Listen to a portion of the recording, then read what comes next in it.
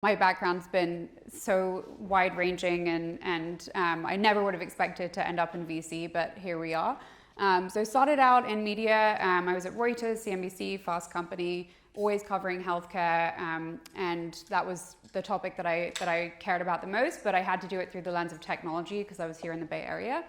Ended up building a big following on social media, and I'm currently writing a book actually about storytelling in the business world, so that's one of my passions as well. I realized recently that I had heard in the order of 7,000 startups pitched to me in my life, just 3 to 5 a day as a journalist, and now even more than that as a VC. And most of them I promptly forgot about, and a few I remembered very distinctly, and those companies ended up being more successful. So I'm writing a book about the importance of storytelling now with a lot of examples. So AI, so IBM Watson, that one I remember was gonna totally replace doctors for a while. Electronic medical records, when I started out in journalism, there was a lot of hype around EMRs, and now everybody thinks they're like the worst thing ever. Consumer health apps of basically every stripe supposedly would replace doctors as well. Fitbit, Apple Watch, I don't know if anybody wears those, but there was a period of time where it was basically every single day all we ever wrote about in the news was the Apple Watch. Telemedicine, I actually have mixed feelings about that one because I do think it has done a lot to further kind of healthcare and the patient experience, but certainly a big kind of trend, and then obviously all the big tech companies as well. So some questions that I wanted to talk about today. If you're looking at some new technology that is being billed as the greatest thing since sliced bread, how do you figure out if it's meaningful? Another big one, why has technology struggled so much to move into healthcare? And I think we sometimes have this just like snap reaction that, oh God, these tech people don't know what they're doing. But I think it's a lot more complicated than that, and worth thinking about. What is the true potential for digital health? Where are these technologies going to go in the future? And then what are the right ways to bring together the best and the brightest in both medicine and tech? And how do we get folks to collaborate? Okay, so let's talk first about big tech. So probably the most short-lived was Facebook after they attempted to get a bunch of data from hospitals, and everybody freaked out. And that was the end of their healthcare ambitions, but they did actually hire a bunch of doctors. So that was a phase for a period of time.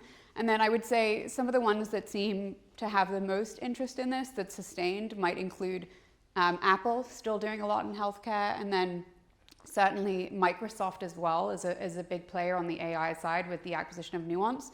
And Amazon, I think, is the one that I continue to have the highest hopes for. What I ended up reporting on was the divisions that I would see inside some of the teams that had joined. A lot of folks in healthcare actually went over and joined some of these tech companies. There was a period of time where that kind of hiring was happening a lot. Apple, for instance, had about 100 physicians at one point working at the company, which is just an incredible number. There have been at least 20 or 30 physicians that have been hired up by Amazon as well. Google has really, truly some of the top folks in the space, including Bakul Patel, who just left FDA, was running all the mobile health programs for decades and is now at Google. Karen DeSalvo, Ivor Horn, just some incredible folks, I would say, in our industry have gone into these companies. But many of them don't last. They're there for a few years. They come in with a lot of enthusiasm, and in some cases just flame out. And so a lot of what I was reporting on was really the why question. Why were all these divisions happening? Why were all these incredible doctors going into work for these companies, getting huge budgets, getting paid very well with all these great ideas, and then it would just fall apart after a few years? So what hasn't worked? And I've really thought a lot about this question ahead of this presentation, trying to come up with just a few things that I can point to. And I think it's a pretty complex picture, but there are some universal truths. So I just wanted to go company by company. So Apple, at one point, Tim Cook described health as the company's biggest contribution to mankind. So think about that. This is one of the biggest companies in the world saying that healthcare was going to be the greatest thing that they ever do. And that's just crazy to think about. And they tried so many different things. I mean, at one point, they actually wanted to do medical clinics. They thought, well, we have an Apple Genius Bar. Should we do primary care? They looked at buying One Medical, they looked at buying Crossover Health, they ended up building a clinic for themselves at their own campus, and they took over that clinic and staffed it with their own physicians to figure out if they could create a better healthcare experience. It never scaled. Next, they tried to bring biometrics into the watch. They've been working on glucose since Steve Jobs died, so that's 20 years now that they've been working on non-invasive glucose. They haven't made it work. Blood pressure is another area of focus for them. They've really had a difficult relationship with Epic. I remember when they went on stage and said, we have this amazing partnership with Epic, and then no one heard a word about it for about a decade after that. And then they came back on stage, a number of years later. And so I think this kind of relationship has gone back and forth. And in many ways, I think they have similarities, and we can talk more about that. But really interesting that they haven't been able to maintain that. And then in AI, I would say a lot of folks agree that Apple's fallen behind here as well.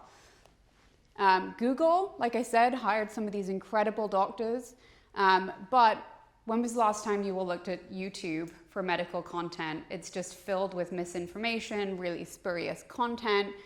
Some of I think when I was covering the pandemic at CNBC, YouTube was the reason that all this misinformation was getting out there in the first place.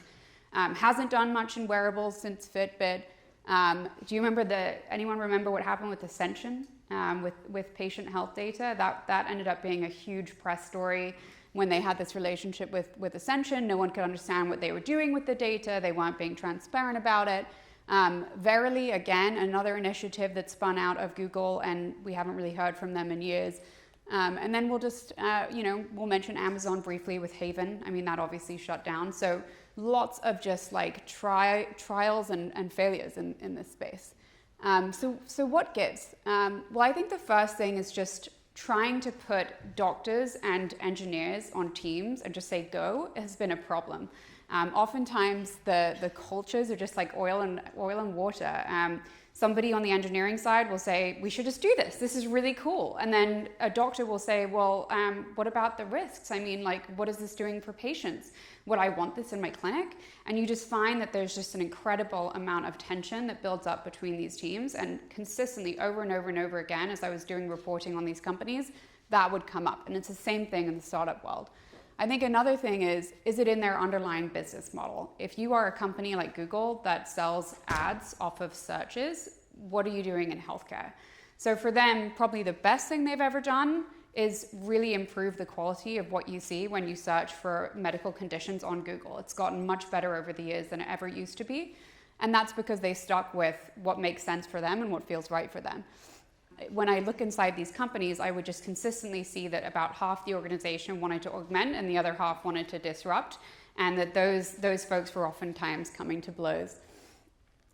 And again, digital health startups. I mean, we mentioned Teladoc, some of the companies here today already that are doing a lot of work in the virtual care space. So, similarly, I would see so many of them around this 2011, 2015 period would pop up. We would just all say it was the greatest thing ever and endless amounts of hype in the press. And many of them failed. I mean, there's just a graveyard of health tech startups, and it's insane to me how many of them have not worked despite all the money that has come into the space from VCs like myself. So what happened here? And I think there's been an interesting trajectory over this period where a lot of these companies tried to come in and sell to health systems. What would happen is they'd go to an innovation team, oftentimes. That innovation team had no real budget, no real power. Nothing would really happen. And then we had this death by pilot problem that I'm sure all of you have heard about, where they'd end up agreeing to some kind of free pilot. That free pilot would never translate to a paid pilot, was never going to translate to anything paid. And the company would essentially just die because they'd run out of money.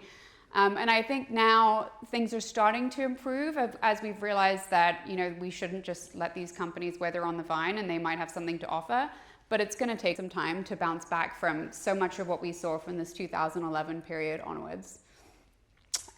So optimism, is there anything that we can say that's positive here? I think there is. And, I mentioned that I'm on the VC side now. I've been here for about 3 years. And I'm seeing lots of signs of improvement. I don't know if you all know this, but there are venture funds now that only invest in Medicare and Medicaid. Now it's really changing. And then we're seeing a lot of partnerships between hospital systems and VC firms. Firms like General Catalyst and Andreessen Horowitz have hired people out of hospitals, and those folks are guiding a lot of the decision making currently. And now we see focus as well on care gaps, care desert, issues of equity, maternal Medicaid, like some of the really big problems in healthcare, and not just the worried well. And I mentioned the healthy well. This has been a real transition since I got into this space. The focus from 2011 to about 2015 was really on this population of just people that were really interested in optimizing their own fitness and wellness, very healthy, very young people, generally speaking, and a lot of success selling into employers, mostly larger tech companies with many of these folks in their own populations. Now we see far more success with Medicare, Medicaid, primary care, looking into specialties as well, and funds, again, like Town Hall, which only looks at Medicare and Medicaid, and companies like Cityblock that focuses exclusively on the Medicaid population. We've just been through a lot. I'm standing here after, I think coming full circle myself, changing my views over time.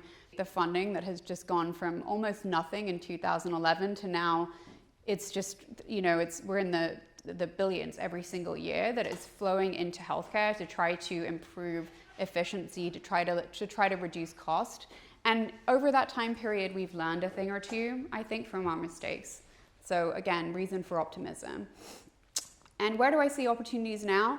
And those are the folks with the higher social needs, but lower medical needs now. And in 10 years from now, much higher medical needs. And I think this is where we've seen almost no innovation. So to me, that is the area that I will be focusing on in my venture work, and where I think most VCs will have to start thinking about in the coming years. So how could we really win here? And I think it's if we can move into a place where we blend the two disciplines a lot more, rather than this kind of oil and water that has really held us back. We start to find ways to just mutually respect the work that the other does between technology and medicine, because we can learn a lot from each other. I think we need to do this both inside out and outside in. Inside out meaning, we'd love folks from medicine to come into the world of technology in a more formal way, as advisors, as investors, to be part of some of the companies that are really forming and help these companies figure out how to be better and fundamentally understand the physician journey a lot more. And then, vice versa, also outside in. And, it just has to go both ways. If I have one thing I just want to impart today, it's really that the industry of health tech used to be amateur hour. It really isn't anymore. And I think increasingly there is an openness to learning and realizing how much we need this help from the outside. And so you'll find a receptive audience in any of these startups that are forming today. And a few more just things to point out. I've really come to believe that chief innovation officers are not the fix. We see a lot of these at health systems, and oftentimes these programs don't last. Every time I sit down with somebody, I end up hearing that the chief innovation officer, has their role has been fundamentally shut down, or they're no longer around, and it's a lot of times because they don't have any real budget, and somebody thinks that informatics is like the same thing, and it just ends up really confusing and a hot mess. Free pilot programs, we just need to not do them anymore. They kill companies time and time again. This historically has been a very entrepreneurial profession. So I think it's realizing that doctors want to be able to find avenues to improve healthcare outside of practice, and then how do we bring them in? And I've even seen some physicians in digital health become chief product officers rather than chief medical officers, because that is actually the best potential role for them in guiding the product journey, not just kind of providing clinical input. And I think they can be really effective evangelists when brought in as well. And then a final point of just, is there a way in which we could bring physicians into the venture capital world as fellow investors into some of these companies and providing more equity as well? So how do we sort signal from noise? What evidence do we have that this intervention is the right one? And that might come in the form of clinical studies. That might come in the form of, I've met with entrepreneurs that have spent months, for instance, just shadowing physicians in the hospital to understand the problem, which I think is pretty incredible. Does this serve a true unmet clinical need? I think that's a pretty obvious one, but in the past we saw a lot of cool tech that was being developed that was looking for a buyer versus the other way around. And then what has the entrepreneur done to really understand the clinical needs? So with that said, all the optimism that I threw out there, I think I did wanted to leave you all with a caveat on what's going on right now in the current economy. So we're experiencing a real crisis in venture capital right now. Funding has been down for about a year. A lot of that is to do with rising interest rates, and now funds are shuttering down left and right. You may not be hearing about it in the news because oftentimes it's not being reported, but I think my industry could contract by 1/3 in the next 5 years if current trends continue. So I think a lot of health tech companies will die because of this, and you could argue that it's a good thing because it's really focusing us on the ones that work. But I think it's going to be a very mixed bag because some great companies will also die too. So it's less. There's going to be less funding for the type of solutions we want in the world, and I think we have to grapple with that as an industry and just what outcomes might be there as a result.